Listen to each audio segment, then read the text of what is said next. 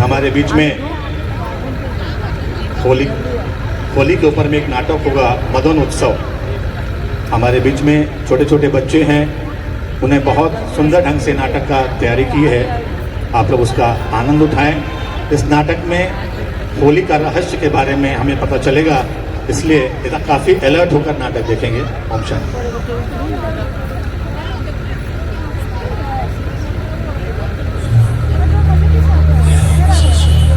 ये शब्द किसी मनुष्य के नहीं है, ये शब्द है उस सत्य के जो कभी बदलता नहीं। मैं शिव हूँ, मैं भाग्य नहीं लिखता, कर्म देखता हूँ। मैं वचन नहीं देता, न्याय करता हूँ। तुमने बोया क्या था? हर आंसू का हिसाब है, हर सहनशीलता का फल है, हर अपमान की परीक्षा है। मैं शिव हूँ, मैं सजा नहीं देता, मैं सिखाता हूँ। मैं परीक्षा ले रहा हूँ, तुम्हें तोड़ने के लिए नहीं, तुम्हें उस सर तक पहुँचाने के लिए जहाँ गलत चीजें तुम्हारे पास दिख ही न सके, जिसे पाकर तुम अहंकारी बन जाओ। वो मैं नहीं देता, जिसे पाकर तुम नम्र बनो, वही मेरा वरदान है। मैं शिव हूँ, मैं अंत नहीं हूँ, मैं परिवर्तन हूँ, और परिवर्तन हमेशा मौन में होता है। गहराई से सुनो, क्योंकि जो मैं कहने जा रहा हूँ वो हर कोई सुन नहीं सकता, और जो सुन ले वो पहले जैसा रह नहीं सकता। मैं शिव हूँ, मैं तुम्हें वो देता हूँ जो तुम्हें बदल दे। तुम्हारा मौन मुझ तक पहुँचता है, तुम्हारा धैर्य मुझे स्वीकार है, क्योंकि जो शिव देता है वो शोर नहीं करता, वो भीतर शांति बन जाता है। मैं शिव हूँ, मैं तुम्हारे धैर्य का साक्षी हूँ, तुम्हारी पीड़ा का साक्षी हूँ, और तुम्हारे समय का स्वामी हूँ।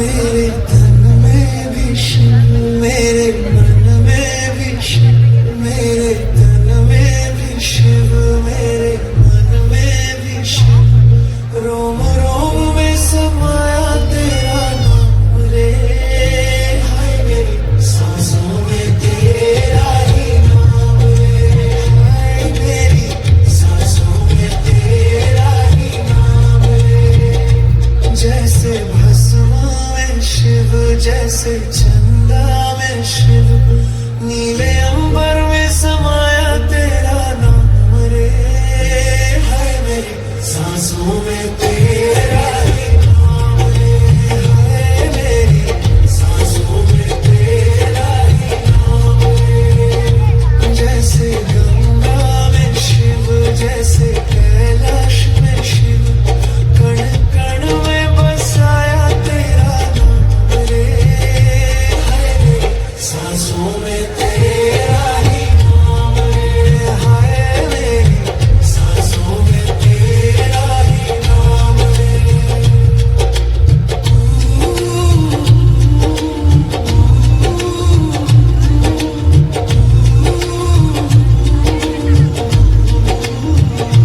जैसे योगी में शिव, जैसे साधु में शिव, तप और त्याग में समाया तेरा नाम रे, हाय मेरी सांसों में तेरा ही नाम रे, हाय मेरी सांसों में तेरा ही नाम रे। जैसे मौन में शिव, जैसे ज्ञान में शिव, मेरे सांसों में तेरा ही नाम रे, हाय मेरी सांसों में तेरा ही नाम रे।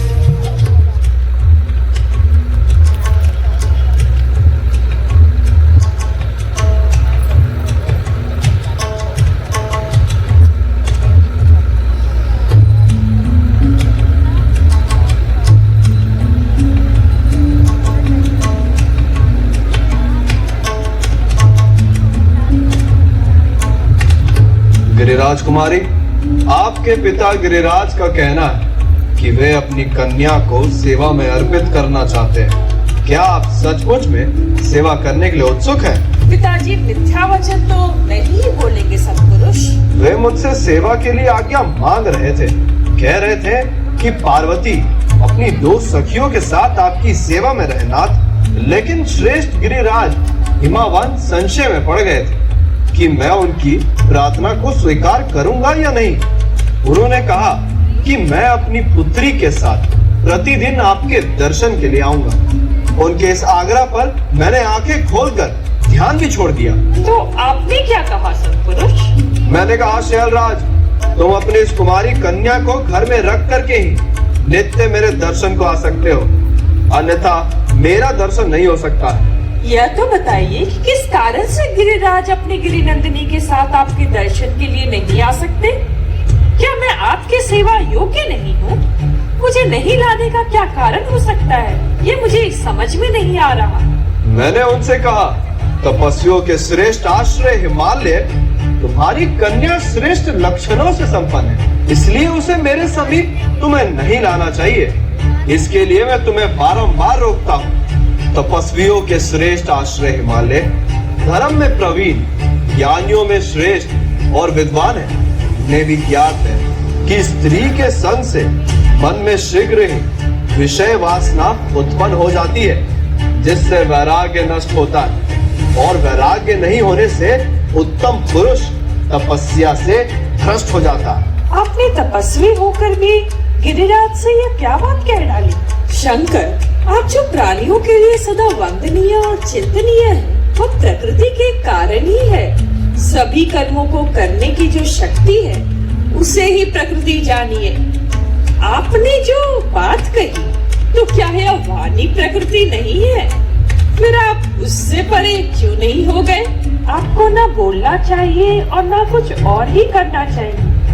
आप बोलते, सुनते, खाते, देखते और जो कुछ भी करते हैं, वो सब प्रकृति का ही कार्य है। हृदय से विचार कर ही आपको जो कहना हो कहिए।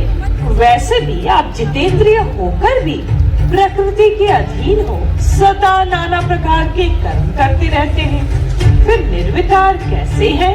यदि आप प्रकृति से परे हैं, तो आपको मेरे समीप रहने से भी डरना नहीं चाहिए। योगिनी, मुझे आपसे वाद विवाद करने की क्या आवश्यकता है? आप कौन हैं? आपकी सूक्ष्म प्रकृति क्या है? आप अपने स्वरूप को नहीं जानते देव। यदि आप अपने स्वरूप को जानते, तो किस लिए तप करते? शैलजा, आप प्रतिदिन मेरी सेवा करें, परंतु सेवा शास्त्र निषिद्ध नहीं होनी चाहिए। मैं यही जान लूं कि गिरिराज के कहने से उनका गौरव मानकर उनकी पुत्री को अपने पास रखकर सेवा करने के लिए आपने स्वीकार कर लिया है।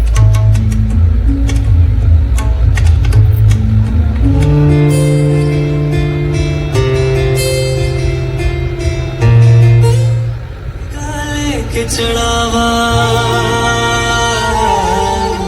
क्या वो करेगा लेके चढ़ावा, सब कुछ त्याग के बैठ गई। भक्त नहीं वो भला है ढूंढता, गुण देखे गुण गान नहीं।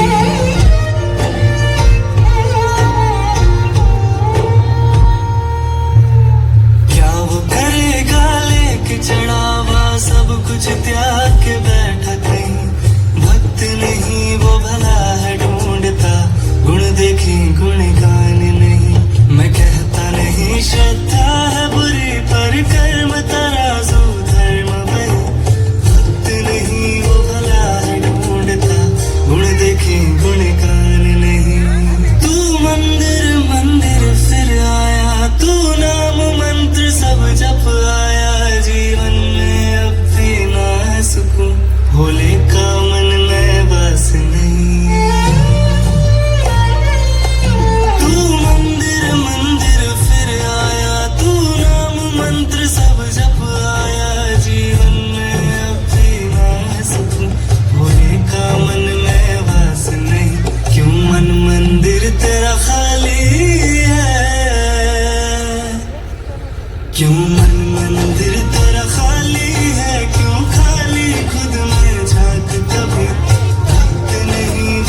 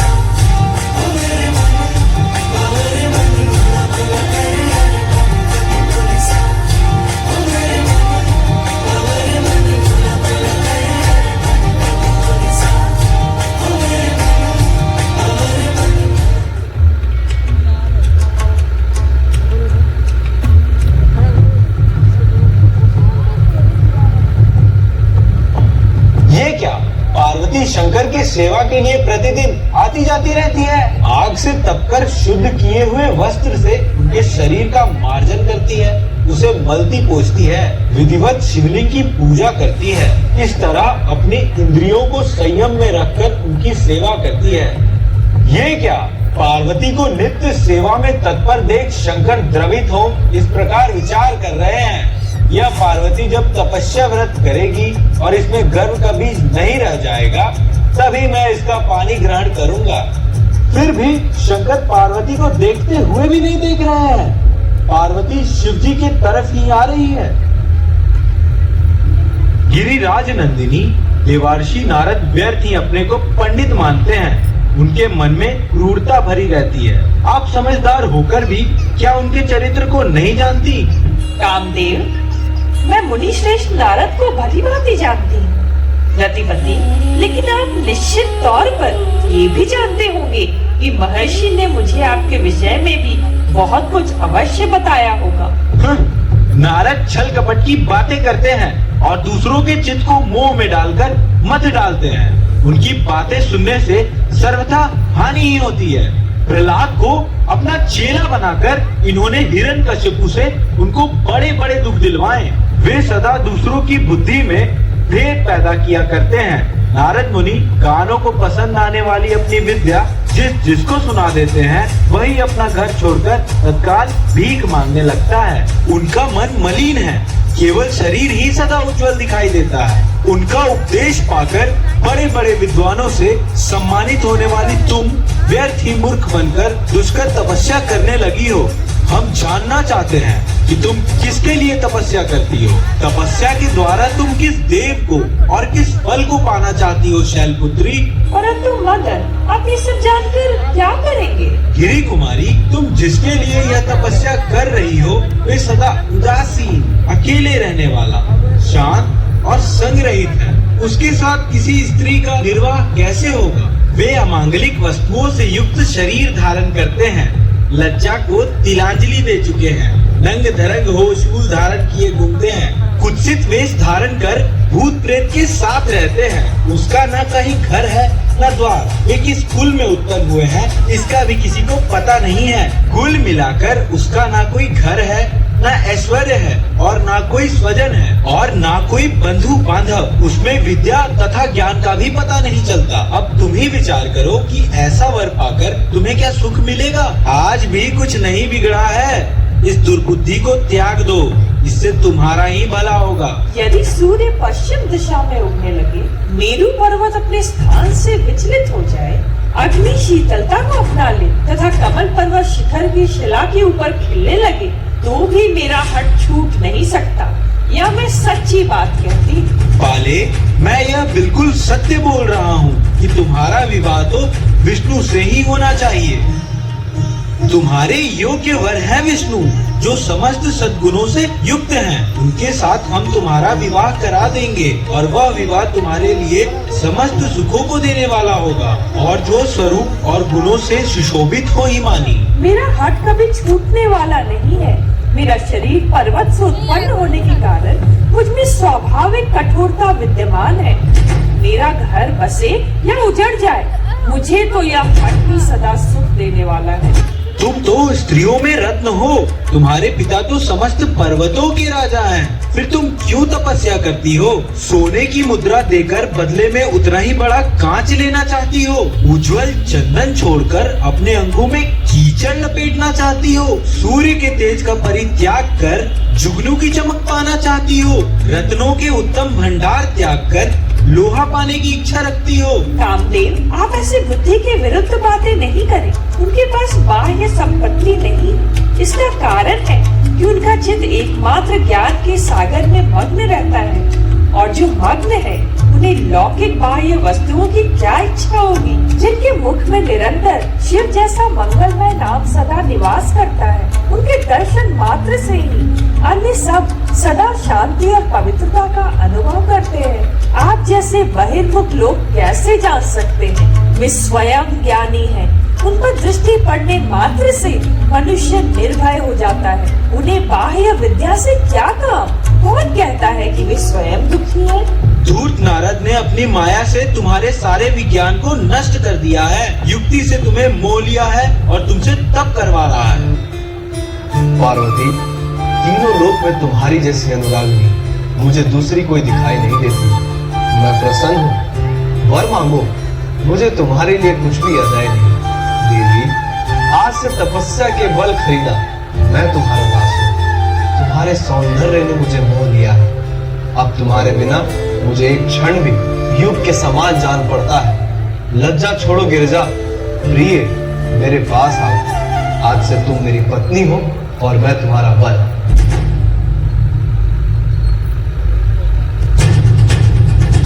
मेरे स्वरूप को और जन्म कर्म को धिक्कारो। नारद जी ने कहा था कि यदि मैं भक्ति से युक्त एवं निर्विकार हूँ तो ईश्वर मुझ पर अवश्य प्रसन्न होंगे। नित्य निर्विकार शिव ही मेरे अभिष्ट हैं। सदा निर्विकार रहने वाले उन परमात्मा शिव में विकार कहाँ से आ सकता है?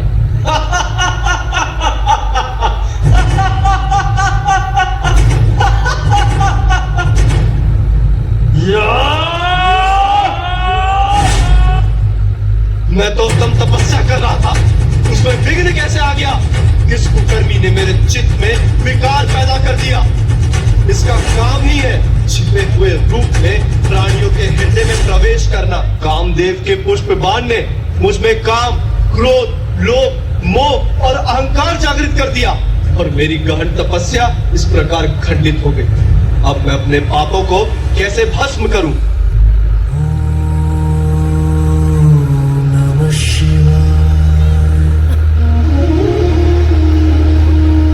शरण में आया हूँ, हाथ जोड़ आया हूँ, जीवन की धूल लिए चरणों में लाया हूँ, अनजाने अपराधों का बोझ लिए मन में आज मैं टूट के आया।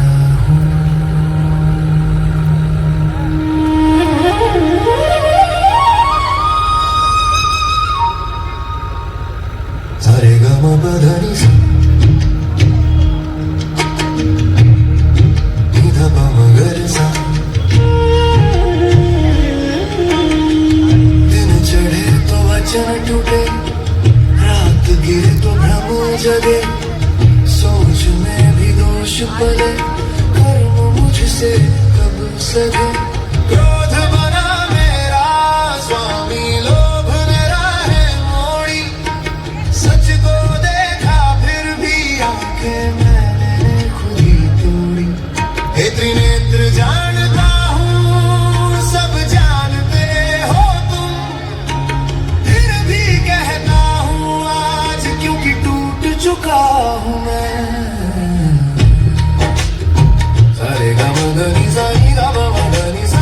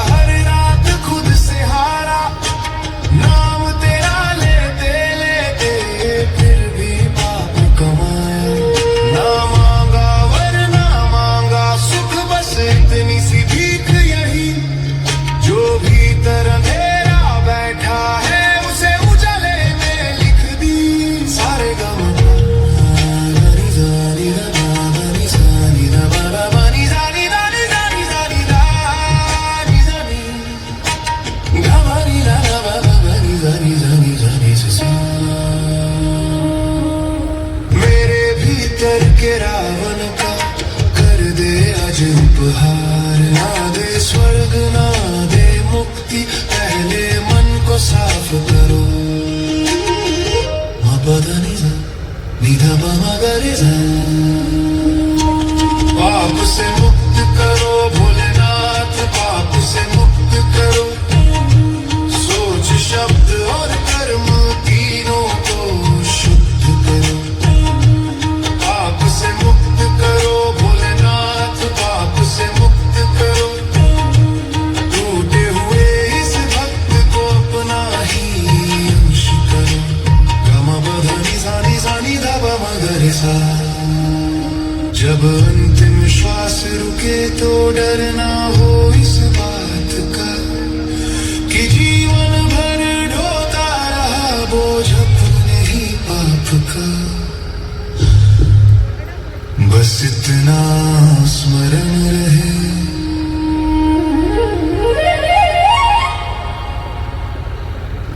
जो भी था तुझको।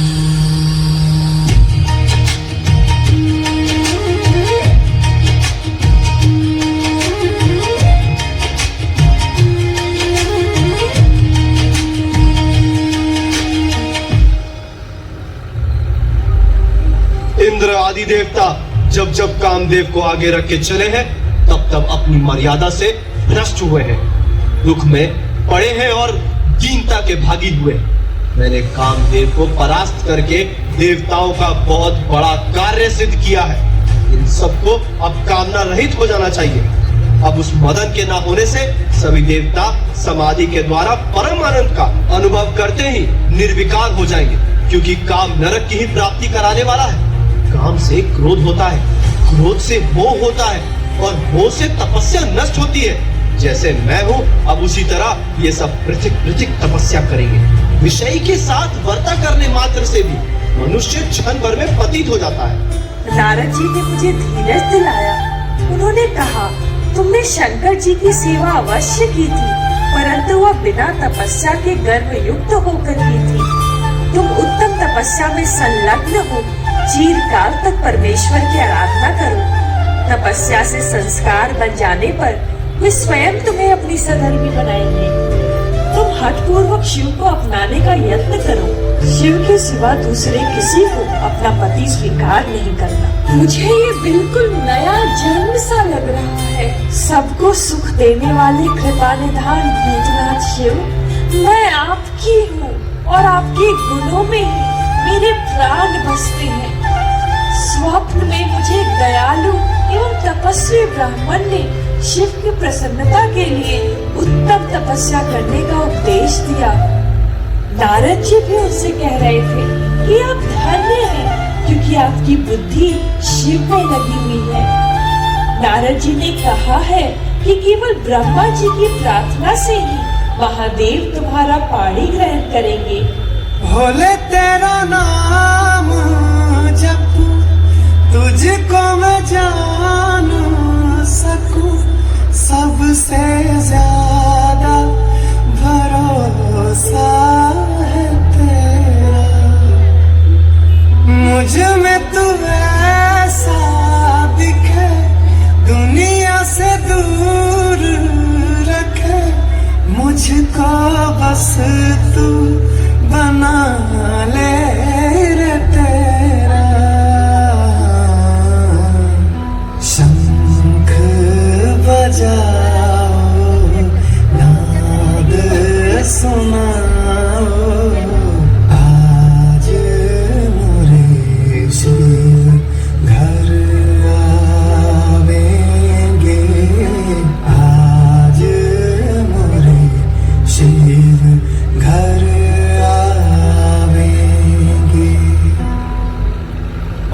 सखी मंगल गारी, शिव चर्चा करारी, आज उतरेगी शिव की सवारी, आज उतरेगी शिव की सवारी। नंदी बुलाओ, भोग लगाओ,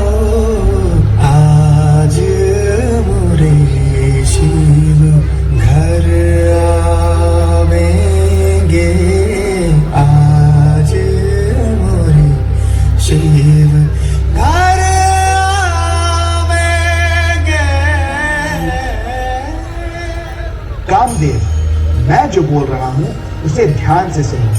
तारकासुर आदि असुरों का वध ना मैं कर सकता हूँ, ना विष्णु और ना ही शंकर उसका वध कर सकते हैं।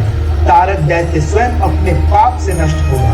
देह से कर्म उत्पन्न होता है और फिर कर्म से नूतन देह की उत्पत्ति होती है। इस प्रकार बारंबार जन्म और कर्म होते रहते हैं। जीव को उसके प्रारब्ध कर्मानुसार सुख दुख की प्राप्ति होती है। जब तक शरीर रहता है तब तक क्रिया के ही अधीन होने के कारण जीव बद्ध कहलाता है। इस तरह मनुष्य कर्म पाशों में बंधता है और इसलिए पशु कहलाता है। मुझ ब्रह्मा से लेकर विष्णु और शंकर सभी प्राणी आदि भी पशु कहे गए।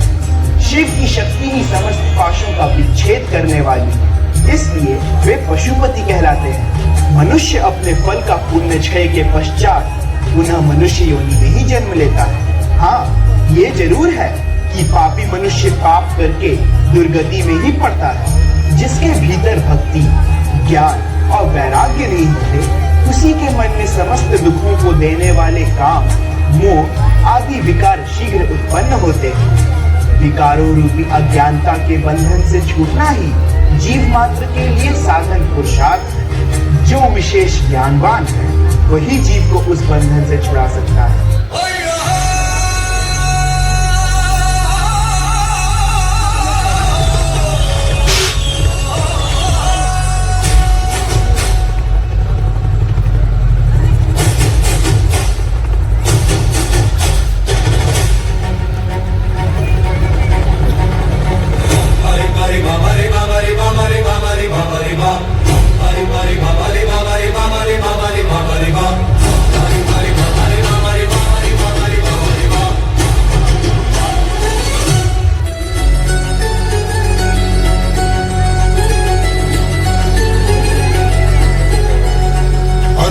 चहूर गूंजे, अब बजते नगाड़े ऊंचे, इस धरती का कण कण भी झूमे, सब मस्त मगन होके बोले बोले, सब मस्त मगन होके बोले।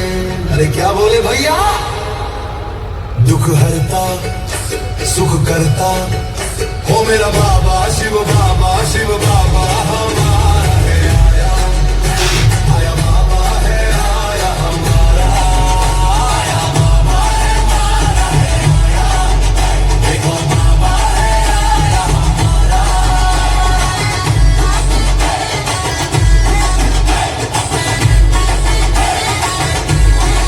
और गगन के है जिसका घराना, गाती ये दुनिया है जिसका तराना। और गगन के है जिसका घराना, गाती ये दुनिया है जिसका तराना। वो ज्योति बिंदु है, वो ज्योति बिंदु है बाबा हमारा, वो ज्योति बिंदु है बाबा हमारा। कालों का काल है, कालों का काल महाकाल मेरा बाबा, कालों का काल महाकाल मेरा बाबा। संगम पे करता कमाल मेरा बाबा, कालों का काल महाकाल मेरा बाबा। करता विकारों का संहार बाबा, करता विकारों का संहार बाबा। बदले ये कलयुग का संसार सारा, बदले ये कलयुग का संसार सारा। आया कल्याण करने वो आया, आया बाबा हमारा है आया, वो देखो बाबा है आया हमारा। जो प्रकृति से परे है वे परमात्मा शिव है। प्रकृति के दोष से सिर्फ शिव ही दूषित नहीं होते। जैसे सूर्य अपनी किरणों से अशुद्धि को दूर कर देते हैं, उसी प्रकार भगवान शिव अपने भक्त के अज्ञान को मिटा देते हैं। परमेश्वर शिव की स्वाभाविक शक्ति विद्या है, जो सबसे विलक्षण है। शिव पुराण का मुख्य विषय है। पहला, ब्रह्मा के समक्ष अग्निरूप अथवा ज्योति स्तंभ अथवा ज्योतिर्लिंग के रूप में परमपिता परमात्मा शिव का अवतरण। और दूसरा, 100 वर्षों तक अपने तेज से ब्रह्मा मुख द्वारा ज्ञान सुनाकर आत्मा रूपी पार्वतियों का कर्म बंधन काटना।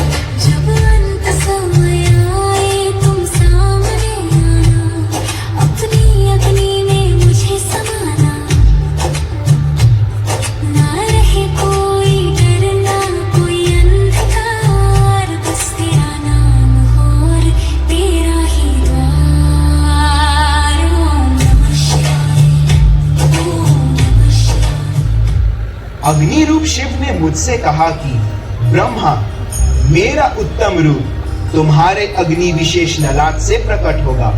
स्वतः मैं ही अपने तेज से संपूर्ण जगत को तृप्त करूंगा। इस प्रकार प्रकट होने के कारण वे स्वयंभू कहलाते हैं। उनका न जन्म होता है, न मरण, न कोई नियंता है, न प्रेरक, न पति, न गुरु। भगवान शिव ही अपने विषय में विस्तार पूर्वक बता सकते हैं। दूसरा उन्हें कोई नहीं जानता। मैं शिव की आज्ञा से संपूर्ण जगत की सृष्टि करता हूँ तथा वे अपनी अन्य मूर्तियों विष्णु और शंकर द्वारा पालन और संहार करवाते हैं। ब्रह्मा, विष्णु, शंकर के उत्पत्ति का कारण होकर भी शिव स्वयं अजन्मा है। जैसे काठ का आलंबन लिए बिना केवल अग्नि कहीं उपलब्ध नहीं होती, उसी प्रकार शिव भी जीवात्मा में आरूढ़ हुए बिना उपलब्ध नहीं। अतः उन्हें ज्ञान सुनाने के लिए ब्रह्मा का आधार लेना पड़ता है। मैं तो सदा से यही कह रही हूँ कि प्रकृति के बिना लिंग रूपी महेश्वर कैसे हो सकते हैं।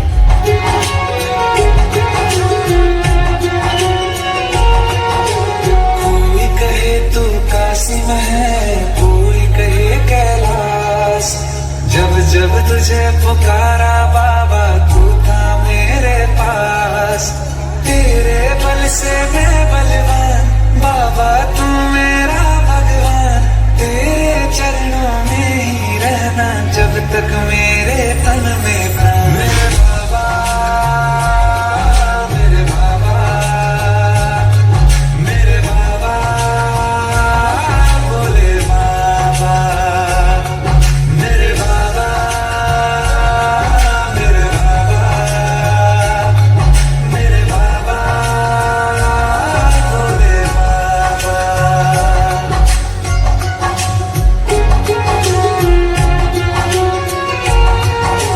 जब तक सर पे तेरा हाथ, दिन से उजली मेरी रात।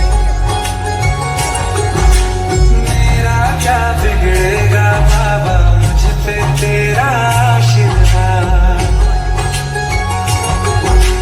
तू धन है मैं धनवान, बाबा तू मेरा अभिमान। तेरे चरणों में ही रहना जब तक मेरे तन में प्राण। मेरे बाबा, मेरे बाबा। ब्रह्मा बताते हैं, कर्पूर गौरव शिव प्रसन्न हो अपने दिव्य शब्दमय रूप को प्रकट करते हंसते हुए खड़े हो गए। मैं सच्चिदानंद स्वरूपम निर्विकार पर ब्रह्म परमात्मा, यह मेरा शिव रूप है। मेरा शिव रूप ही सनातन है। जो मूर्ति रहित परम ब्रह्म है, उसी की मूर्ति चिन्मय प्रकाश भगवान सदाशिव है। प्राचीन विद्वान उन्हीं को ईश्वर कहते हैं। वे जिन्हें अविनाशी बताते हैं, उन ज्योति स्वरूप सनातन शिव का मैं सदा चिंतन करता हूँ।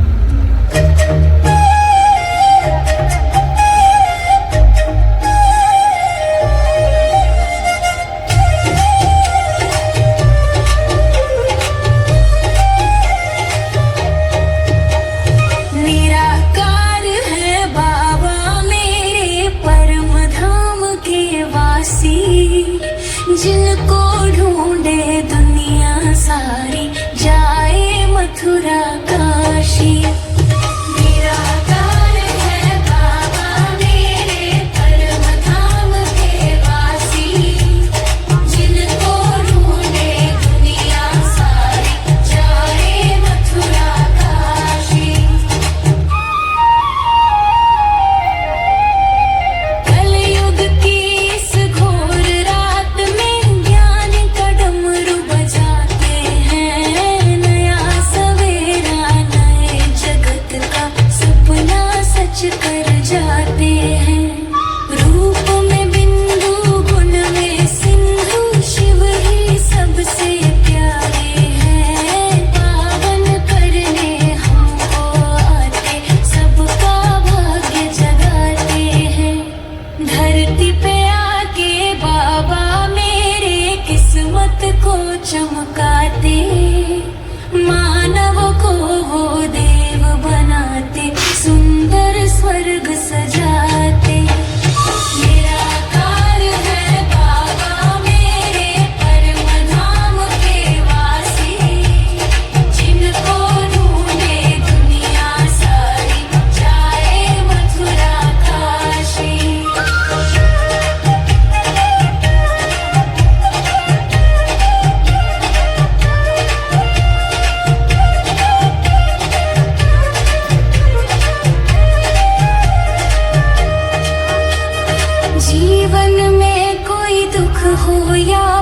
चिंता बड़ी सताए है। शिव बाबा को याद करे जो पल में खुशियाँ पाए है। देह दुनिया से आस न करना, साथ न कोई निभाए है। बाबा मेरा प्यार का सागर, सब पर प्यार लुटाए है।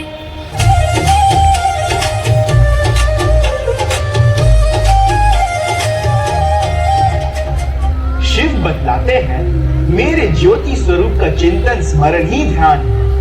ब्रह्मा, विष्णु, शंकर, इंद्र जैसे लोकपाल, ऋषि, महर्षि, गंधर्व, राक्षस, भूत, पिशाच आदि सबने अपना पद प्राप्त करने के लिए इसी विधि का अनुष्ठान किया।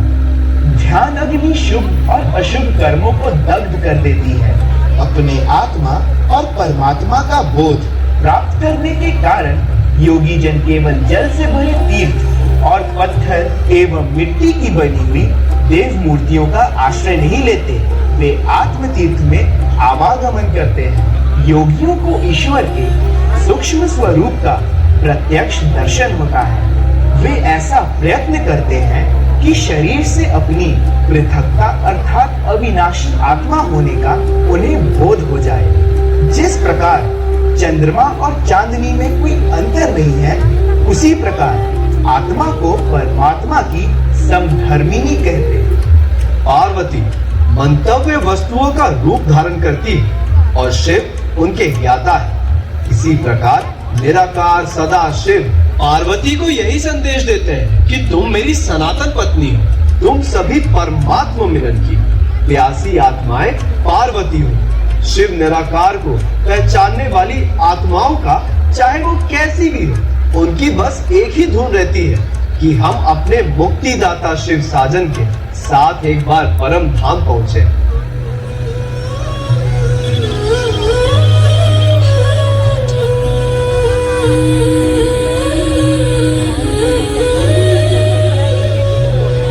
सज धज के जिस दिन बाबा की बारात जाएगी,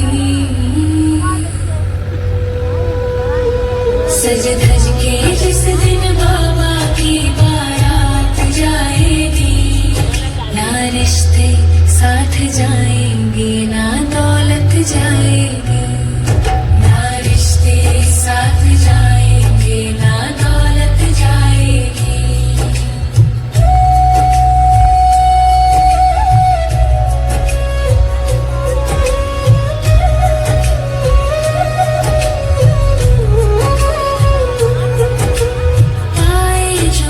संगम के अनमोल है सारे, पाए जो पल संगम के अनमोल है सारे। बाबा के संग चलने के अरमान है प्यारे, बाबा के संग चलने के अरमान है प्यारे। सबकी सूरत कर्मों से तब परखी जाएगी,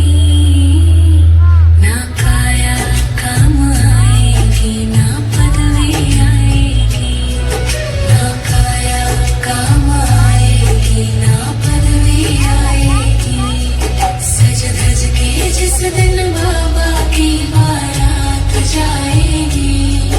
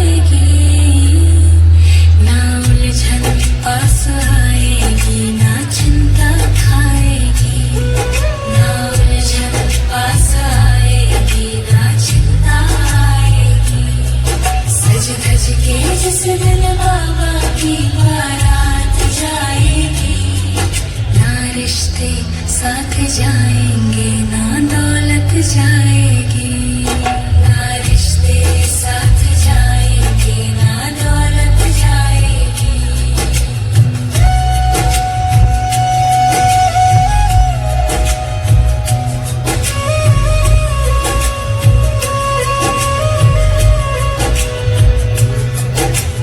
बाबा ने जो दिए खजाने कर उनका तू दान, बाबा ने जो दिए खजाने कर उनका तू दान।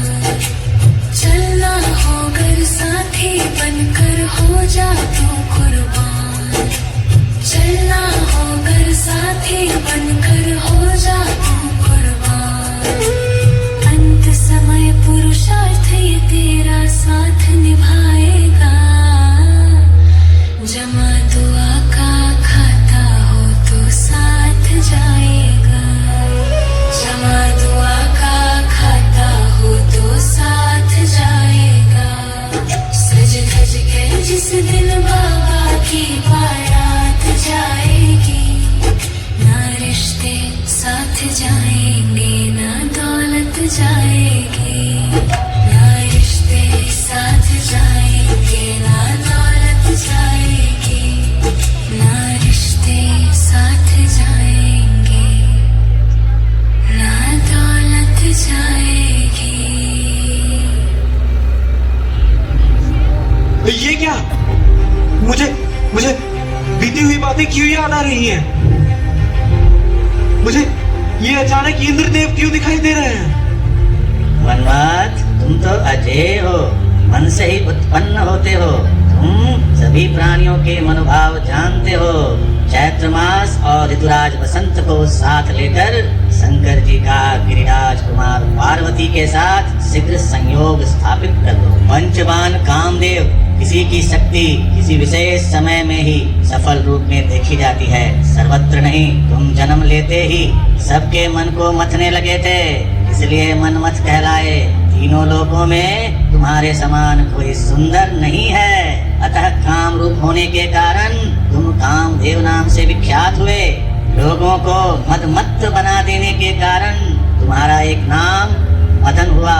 तुम बड़े अहंकार अथवा दर्प से उत्पन्न हुए हो, इसलिए गंधर्प नाम से तुम्हारी ख्याति हुई। कलयुग में समस्त देवताओं का बल पराक्रम भी तुम्हारे समान नहीं है और सबों के हृदय पर तुम्हारा ही आधिपत्य है। तुम्हें इच्छानुसार पत्नी चंद्रमुखी रति प्राप्त हुई जो तुम्हारी अनुरागिनी है। शंकर जी के आश्रम में आम के मंजर आए हुए थे और भंवरे मंडराकर झंकार कर रहे थे। इस तरह मैं इंद्रदेव के बहकावे में आ गया।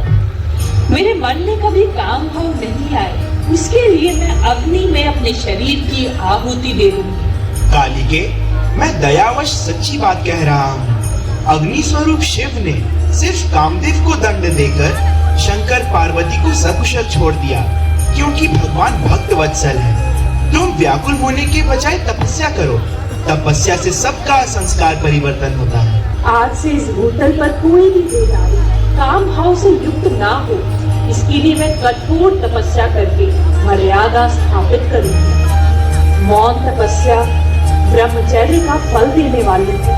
आत्मा और परमात्मा के स्वरूप विषयक बुद्धि को विकसित करने वाले उन सदाशिव को जानकर मैं इस संसार बंधन से छूटने के लिए उनके शरण में जाता हूँ।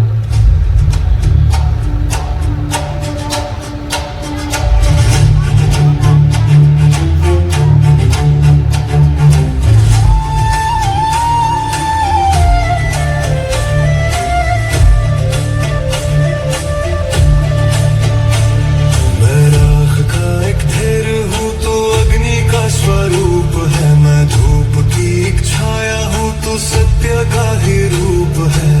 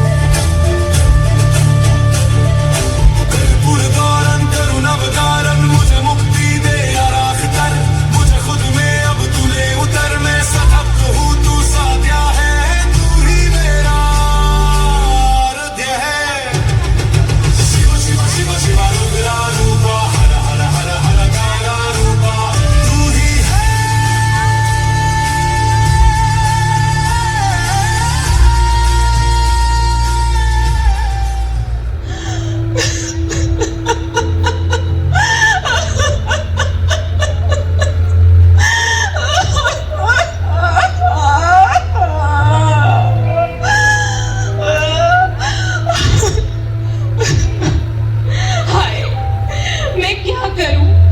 अब कहां जाऊं? मेरे स्वामी का आखिर अपराध क्या है?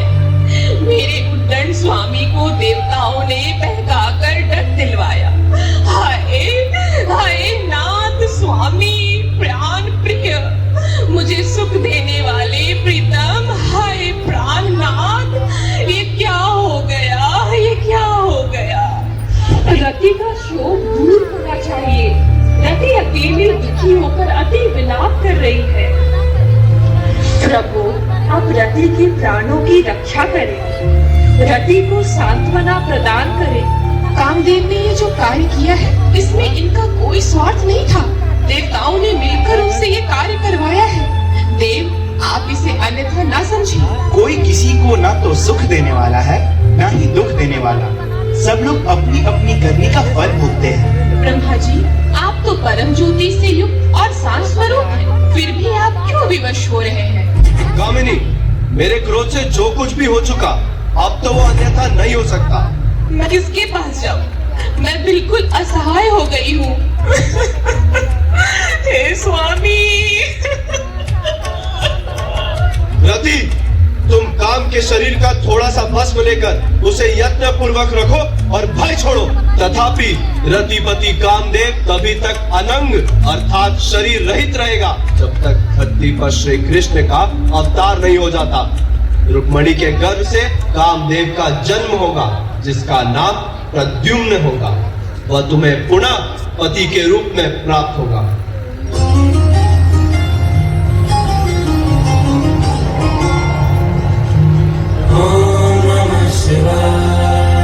ओ शिव मेरे, तुम मालिक हो धरती आसमान के, सब कुछ है मर्जी से तुम्हारी, बस में क्या इंसान के।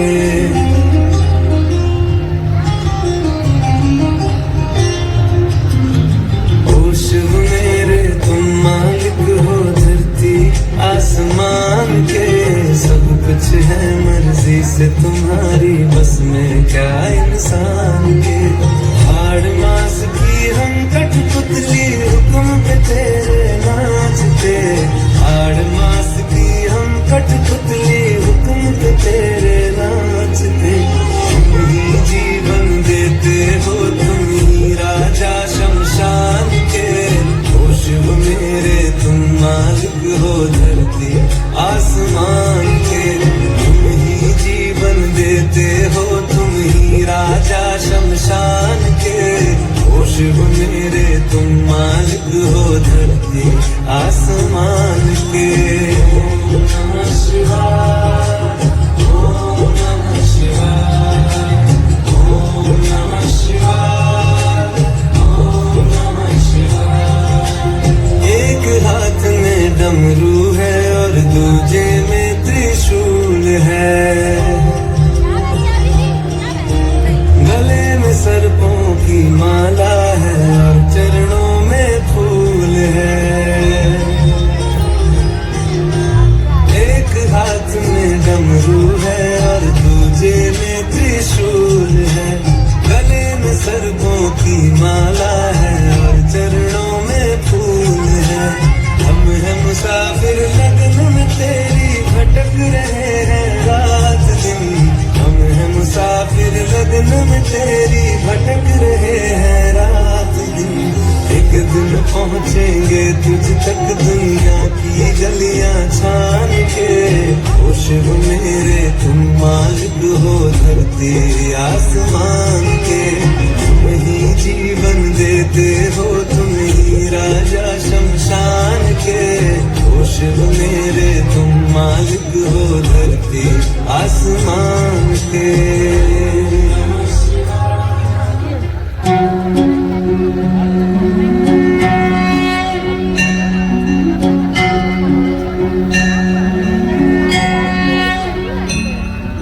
साजन आयो है सखी, मैं तोड़ूं मोतियन रुहार। लोग जान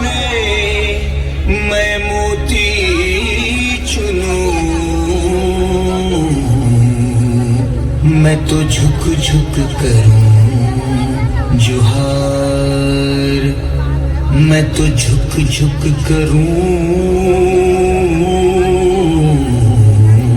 जोहार।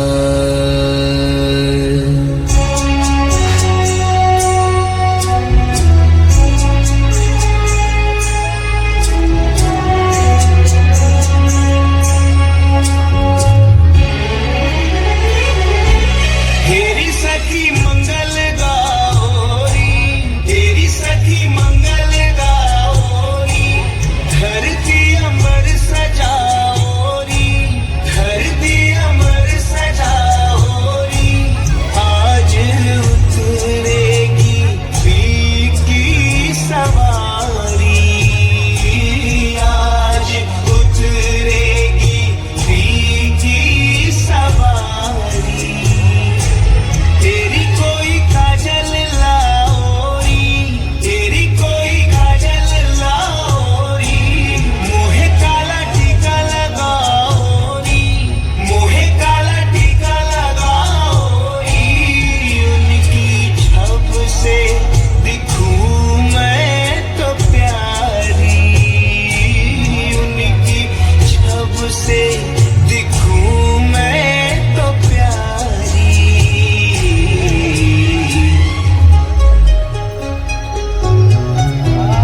चौक पुराओ माटी रंगाओ, चौक पुराओ माटी रंगाओ। आज मेरे पिया घर आएंगे,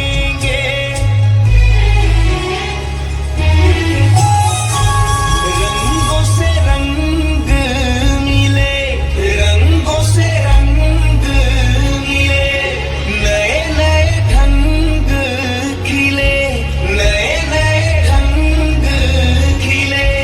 खुशी आज द्वार मेरे डाले है डेरा, हाँ खुशी आज द्वार मेरे डाले है डेरा। पीहू पीहू पपीहा रटे, पीहू पीहू पपीहा रटे, कुहू कुहू कोयल जपे, कुहू कुहू कोयल जपे। आंगन आंगन है परियों ने घेरा, आंगन आंगन है परियों ने घेरा।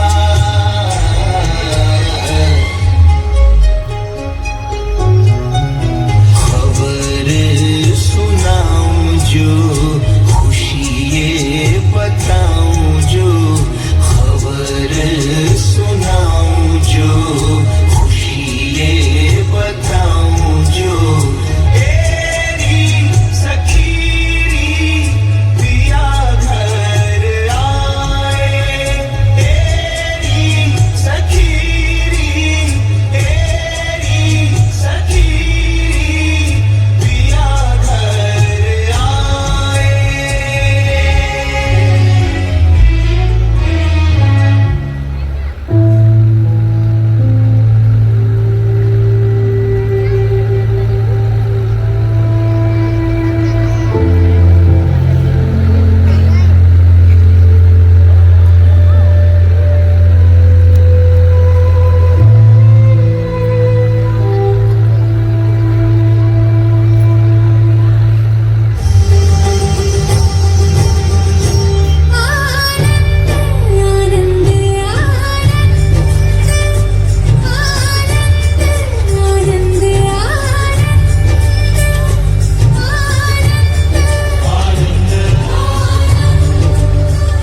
अरे ये कौन है?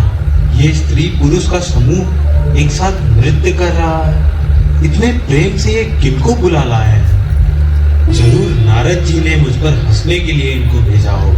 अरे अरे अरे ये मुझे देख क्यों नहीं पा रहे हैं? अरे ये क्या, ये तो अपने आप में ही मग्न है और खुद ही खुद में आनंदित हो रहे हैं।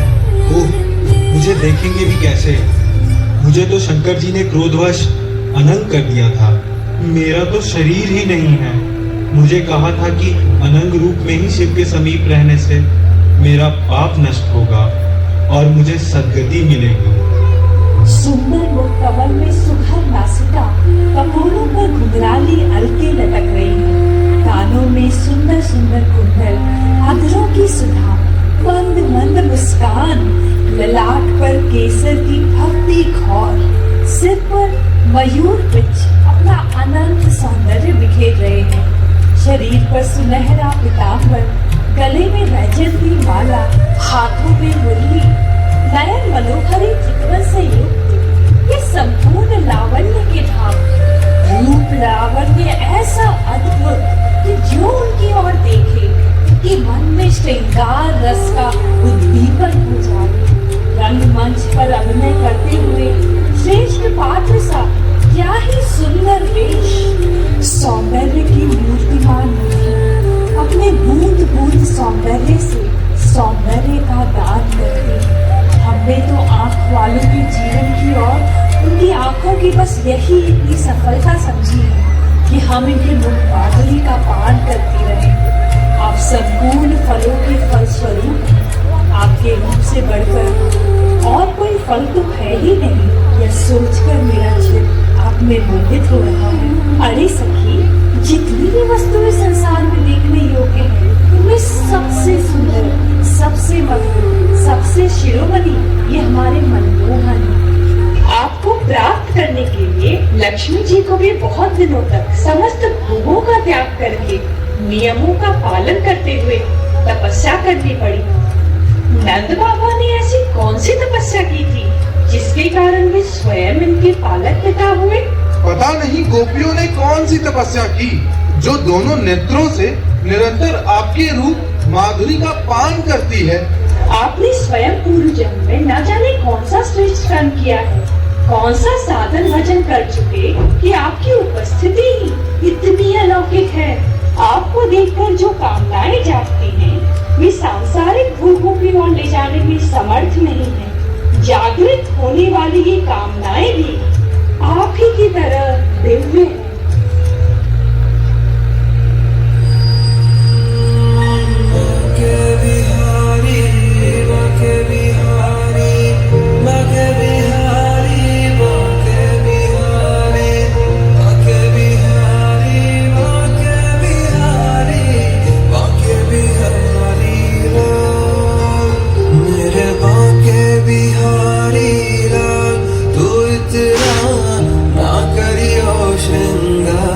नजर तो है लग जाएगी प्यारे, नजर तो है लग जाएगी। मेरे बाके बिहारी लाल, मेरे बाके बिहारी लाल, तू इतना ना करियो श्रृंगार, नजर तो है लग जाएगी प्यार।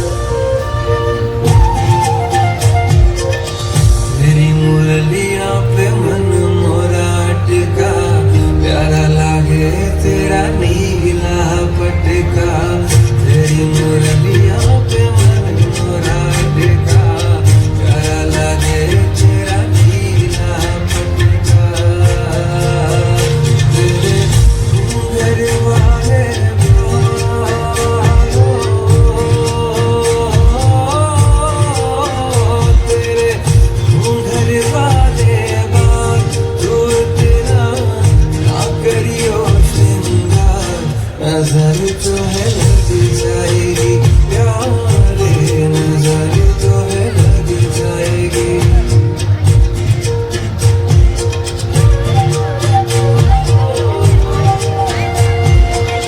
मेरी कमरिया पे मन मोरा टिका, प्यारा लागे तेरा काला पटका।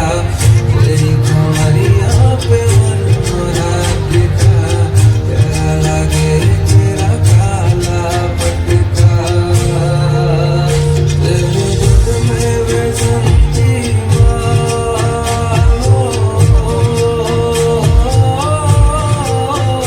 तेरे दिल में बसंती तू इतना ना करियो श्रृंगार, नजर तो है लग जाएगी प्यारे, नजर तो है लग जाएगी। अच्छा, तो यही है श्री कृष्ण और यही है उनकी रास लीला। मुझे तो दाल में कुछ काला लगता है, बस शंकर जी के आने की देर है। ये इनकी रास लीला उनके आते ही बंद हो जाएगी। उनके तांडव के बाद से मैं खुद ही शिव जी के चक्कर लगा रहा हूँ। महर्षि नारद तो बस मेरे ही पीछे पड़े रहते हैं। उनको यहाँ आकर थोड़ा इनकी भी खबर रखनी चाहिए। हे मानव, गोपियों ने आपको ही अपना सर्वस्व मान रखा है। आप में चित्त लगे रहने के कारण, प्रेम से भरे हृदय से, आंसुओं के कारण गदगद कंठ से आपकी ही लीलाओं का गान करती है। सारे कामकाज करते आपके ही गुणों को गाने में मस्त रहती है। सौम्य स्वभाव बुद्ध इस संसार में जीव अज्ञानता व शरीर में बुद्धि करके अपनी असली गति आत्म स्वरूप को नहीं पहचान पाता। जीव जिन शरीरों में रहता है वह उसके कर्म द्वारा निर्मित होता है, लेकिन मानव शरीर को पाकर लोग अस्त शरीर और उसके संबंधियों में ही रात करके रम जाते हैं, शरीर को ही अपना मान बैठते हैं और इस प्रकार अपनी आत्मा को अधोगति में पहुंचाते हैं। इस शरीर को भले ही कोई राजा कह ले, परंतु अंत में यह कीड़ा विष्ठा अथवा राख के रूप में ही परिणत होगा। इस अनात्मा शरीर को ही सब कुछ मान लेना, यही उल्टी बुद्धि अथवा अज्ञान है। बताओ तो सही कि यह शरीर किसकी संपत्ति है? यह शरीर पेट में रखने वाली माता का है अथवा माता को भी पैदा करने वाले नाना का, अन्न देकर पालने वाली माँ का है या गर्भाधान कराने वाले पिता का, जो बलवान पुरुष बलपूर्वक इससे काम करा लेता है उसका, अथवा दाम देकर खरीद लेने वाले का। यह शरीर एक साधारण सी वस्तु है, प्रकृति से पैदा होता है और उसी में समा जाता है, परंतु आत्मा किसी में लीन नहीं होती, वह उपाधि रहित अपने स्वरूप में स्थित रहता है। गोपियाँ आपके लिए बहुत व्याकुल हो रही थी, आपके लौटने की आशा को छोड़ने में असमर्थ। वे कहती हैं कि किसी की आशा न रखना ही सबसे बड़ा सुख है। संसार के सभी प्राणी अपनी आत्मा से ही सबसे बढ़कर प्रेम करते हैं। पुत्र से, धन से या किसी और से जो प्रेम होता है वह तो इसलिए कि वे वस्तुएं अपने आत्मा को प्रिय लगती हैं। यही कारण है कि सभी प्राणियों का अपने आत्मा के प्रति जैसा प्रेम होता है वैसा अपने कहलाने वाले पुत्र, धन और गृह आदि में नहीं होता। जो अपने देह को ही सब कुछ मानते हैं वे भी अपने शरीर से जितना प्रेम करते हैं उतना प्रेम शरीर के संबंधी पुत्र, मित्र आदि से नहीं करते। जब विचार के द्वारा यह मालूम हो जाता है कि यह शरीर मैं नहीं हूँ, यह शरीर मेरा है, तब इस शरीर से भी आत्मा के समान प्रेम नहीं रहता। यही कारण है कि इस देह के जीर्ण शीर्ण हो जाने पर भी जीने की आशा प्रबल रूप से बनी रहती है। मुरली मनोहर, इससे यह बात सिद्ध होती है कि सभी प्राणी अपनी आत्मा से ही सबसे बढ़कर प्रेम करते हैं और उसी के लिए इस सारे चराचर जगत से प्रेम करते हैं। तभी तक राग, द्वेष आदि दोष चोरों के समान सर्वस्व अपहरण करते रहते हैं। तभी तक घर और उसके संबंधी कैद की तरह संबंध के बंधनों में बांधे रखते हैं और तभी तक मोह पैर के बेड़ियों की तरह जकड़े रखता है, जब तक जीव आत्म स्वरूप को नहीं जान जाता। इसमें संदेह नहीं कि संसार में अपनी सच्ची भलाई को समझने वाले जितने भी बुद्धिमान पुरुष हैं वे अपने प्रियतम के समान ही मुझसे प्रेम करते हैं और ऐसा प्रेम करते हैं जिसमें किसी प्रकार की कामना नहीं रहती, जिसमें किसी प्रकार का व्यवधान, संकोच, छिपाव और दुविधा नहीं होती। गोपियों को आपसे इतना आगाध प्रेम है, अखंड अनुराग है कि उसी प्रेम से इन्होंने गृहस्थी की वह बहुत बड़ी फांसी काट डाली जो मृत्यु के साथ भी नहीं कटती।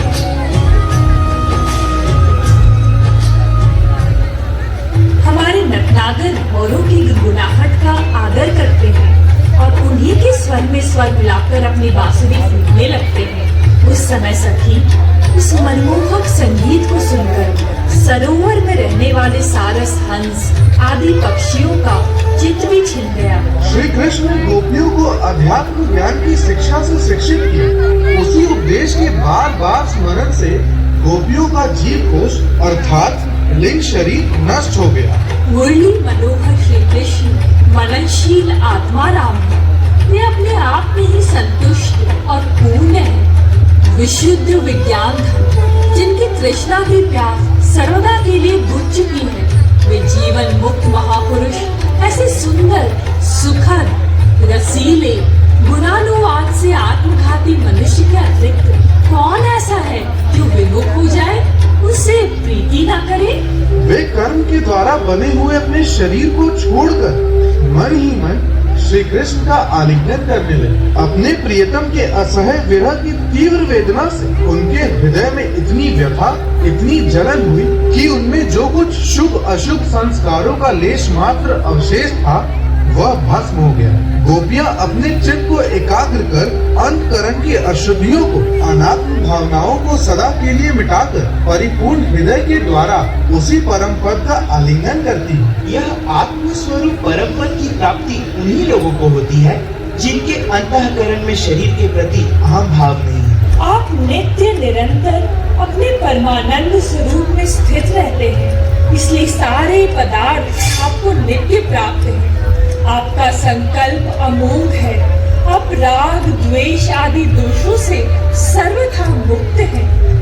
आपके स्वरूप में और किसी का अस्तित्व है ही नहीं। जब वे अखंड हैं, उनमें दूसरा कोई है ही नहीं, तब उनमें काम की कल्पना कैसे हो सकती है? मुझसे तुम्हारा ये मिलन, यह आत्मिक संयोग सर्वथा निर्मल और सर्वथा निर्दोष।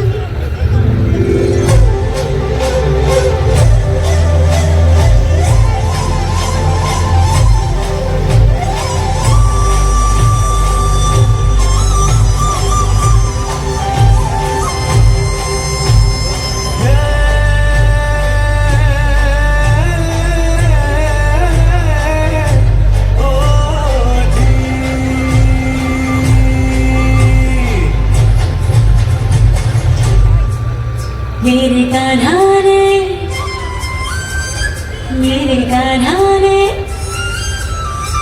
कि जब कान्हा ने बंसी बजाई हमोह लगाई वृंदावन रास रचे। जब कान्हा ने बंसी बजाई बंसी लगाई वृंदावन रास रचे। वृंदावन रास रचे। जब कान्हा से प्रीत लगाई सुध बुध बिसराई वृंदावन रास रचे।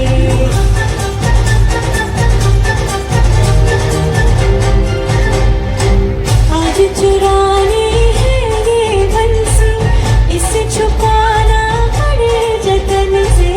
अधरों से सांसों तक ये ही जुड़ी तुम्हारे तन से मन से। ये बांस की बंसी हो, इस बांस की बंसी में भी राधे सांस सांस है तुम्हारी। वृंदावन रास रचे। जब कान्हा से प्रीत लगाई सुध बुध बिसराई वृंदावन रास रचे।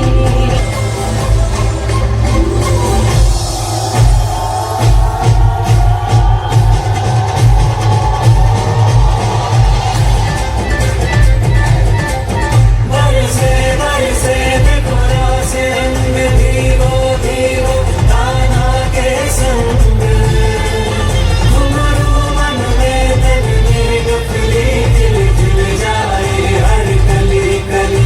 थई थई थक थक थई थई थक थक देखे झूमे यमुना का तट। पद मगन मगन मन मगन मगन सब नृत्य करे रसते। मन घट सब नृत्य करे रसते। मन घट सब नृत्य करे रसते। मन घट।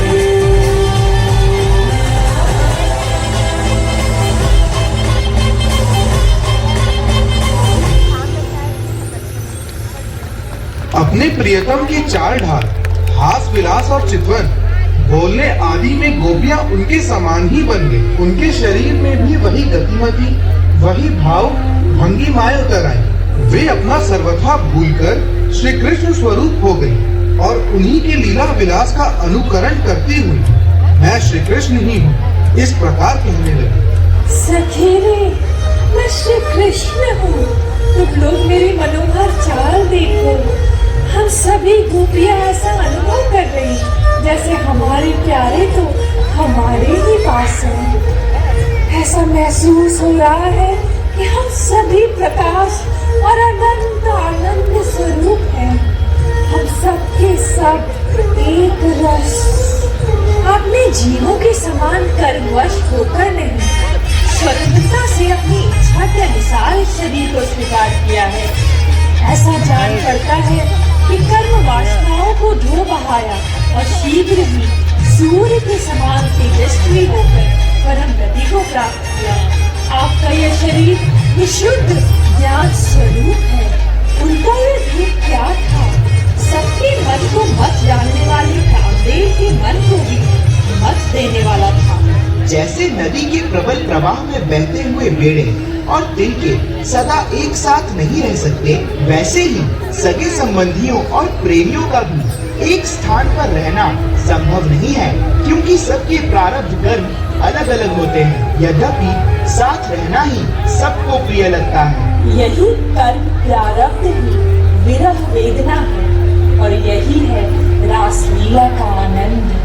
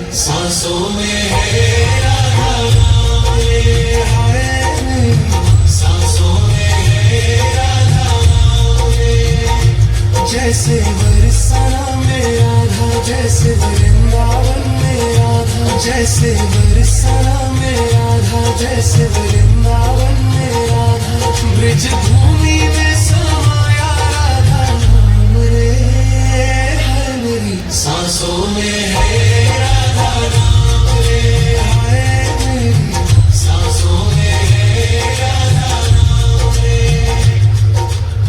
अंततः गोपों ने यह बात मानी कि हम लोग गृहस्थी के काम धंधों में मतवाले हो गए थे, अपनी भलाई और बुराई को बिल्कुल ही भूल गए। हमने अनित्य वस्तु को नित्य, अनात्मा को आत्मा और दुख को सुख समझ लिया। हमने नहीं जाना कि इस उल्टी बुद्धि की भी सीमा है। इस प्रकार अज्ञानवश सांसारिक सुख दुख आदि द्वंद में ही रम गए और यह बात बिल्कुल ही भूल गए कि यह आत्म स्वरूप ही हम सबको प्यारा है। आप जीवों के संस्कार रूप से छिपे हुए स्वभाव को अपनी दृष्टि से जागृत कर देते हैं। अज्ञान के कारण होने वाले शोक को त्याग कर तुम सभी अपने आत्म स्वरूप में स्थित हो जाओ। वस्तुतः आत्मदृष्टि ही समस्त विपत्तियों से बचने का एकमात्र साधन है। मनमोहन मनमत को भी मतने वाला आत्म स्वरूप श्री कृष्ण।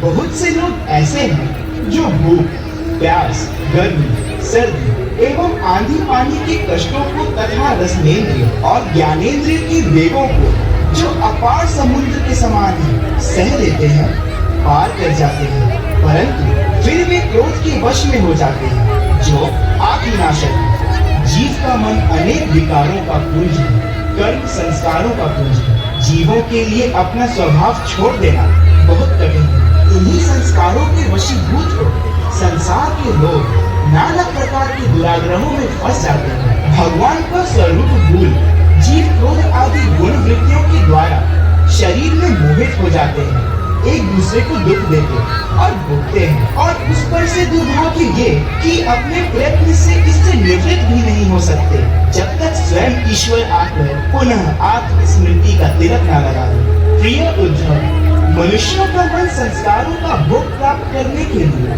5 इंद्रियों का साथ लेती है, जिसका नाम है लिंग शरीर। वही कर्मों के अनुसार एक शरीर से दूसरे शरीर में जाता रहता है। आत्मा इस लिंग शरीर से बिल्कुल पृथक है।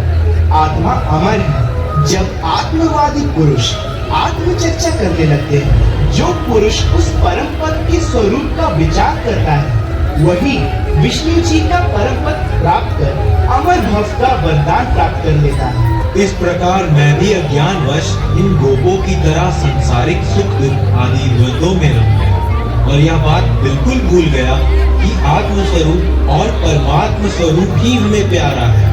आत्मा शुद्ध ज्ञान स्वरूप रहती है तो बंधन नहीं होता है, माया के लेश से रहित बिल्कुल परम शुद्ध। शंकर जी ने मुझे शरीर रहित क्यों किया? मैं अपने अनंग होने का रहस्य समझ गया। मैं गोपियों की तरह विवेकी नहीं था कि ज्ञान को ग्रहण कर सकूं। काम दहन ही सच्ची होलिका दहन, काम ना रहित उत्सव यही है मदोत्सव। अरे सखी, ये किसका अद्भुत हो रहा है? मैं तो इस बात से हैरान हूँ कि मुरली मनोहर श्री कृष्ण की सी रूपरेखा, अंगों की कथन, चाल ढाल, मुस्कान, चितवन इसे कहाँ से प्राप्त हुई? यह कमल है किसका? लेकिन इनका रंग रूप, लेकिन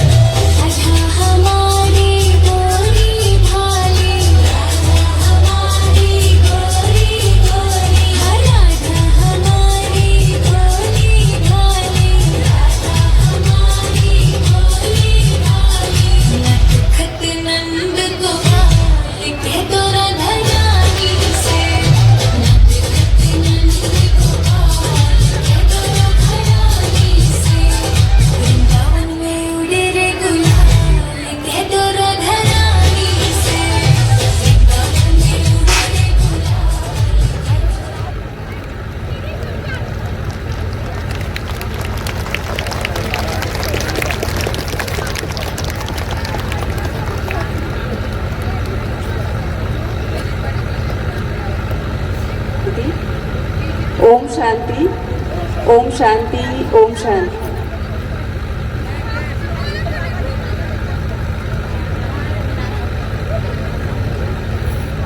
आप सभी इस ब्रह्मा कुमारी आश्रम में पहुंचने के लिए आप सभी का बहुत बहुत धन्यवाद है, धन्यवाद है, धन्यवाद है। आप विशेष अतिथि गण के लिए मैं 2 शब्द बोलना चाहूँगी कि आपके आने से सजी ये महफिल है, आपके आने से सजी ये महफिल है, खुशियों के सरगम से गूंजती हर पल है। आप आए नूर प्रभु के पधारे, आपसे छाई सुंदर ये बहारें हैं।